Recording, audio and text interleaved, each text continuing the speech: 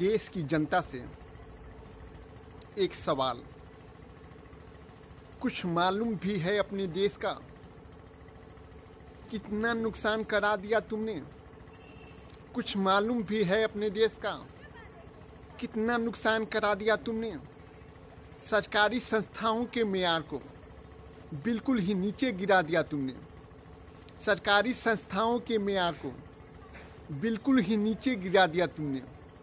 वैसे भी कुछ और तो करता नहीं, वह भाषण ही तो देता फिरता है।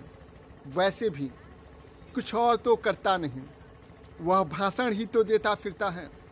जिसे प्रचार मंत्री बनाना चाहिए उसे प्रधानमंत्री बना दिया तुमने। जिसे प्रचार मंत्री बनाना चाहिए उसे प्रधानमंत्री बना दिया तुमने। जय हिंद।